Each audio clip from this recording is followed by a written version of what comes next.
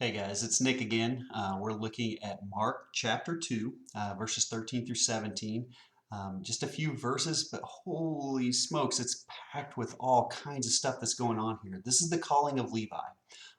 So first of all, where we're at, the text says we're by the sea. This is probably the Sea of Galilee. Um, Secondly, he's calling Levi. Levi is actually Matthew, who is the author of the first gospel in the New Testament. And so there's Greek names and Hebrew names and Jewish names, all different things that are going on with this. But um, this was a pretty significant thing. So he calls Levi at the tax collector's booth. So the significance of this is this. The tax collector's booth was somewhat kind of a tall toll booth type thing that was on the road that ran from Damascus to Capernaum to the Mediterranean coast.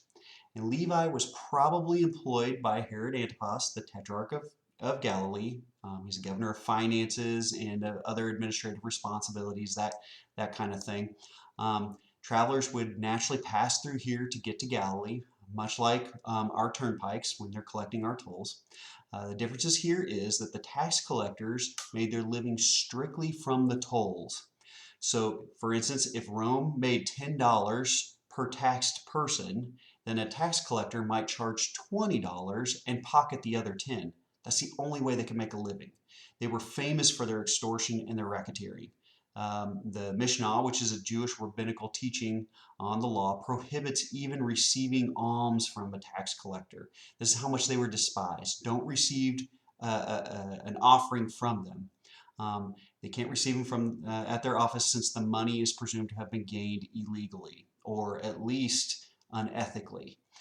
But if a tax collector entered a house, all that was in the house and everything that he touched, everything that came in contact with him was seen as unclean. And rabbis even permitted Jews to lie to a tax collector on occasion to protect their own property from becoming unclean.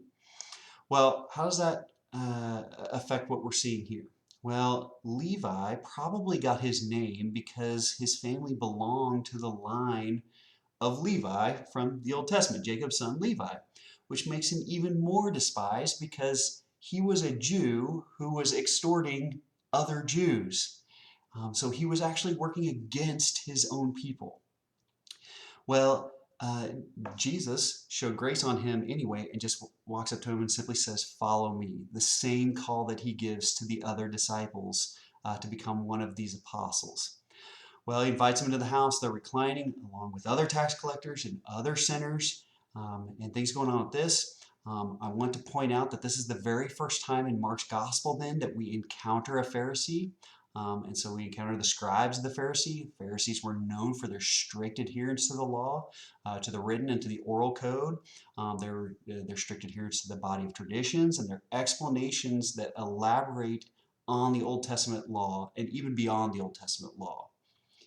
And they said, I can't believe that this guy would sit here and dine with sinners. Well, look at Jesus' response in this. Now, I want to note something. It was no surprise to Jewish teachers that God saves sinners. No surprise to them at all. No Jew would deny that God saves the sinner.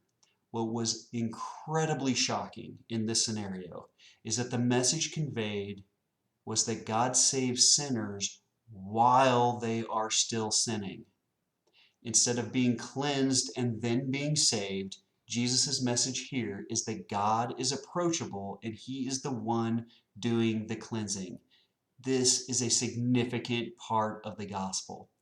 I think too often we have this impression that we have to be this kind of holy-like person to even be able to approach God, and that we need to be just kind of clean. It's sort of like I've used this illustration before, where um, like we think we have to clean our dishes before we put them in the dishwasher, and that doesn't make any sense when it's the dishwasher that does the actual cleansing.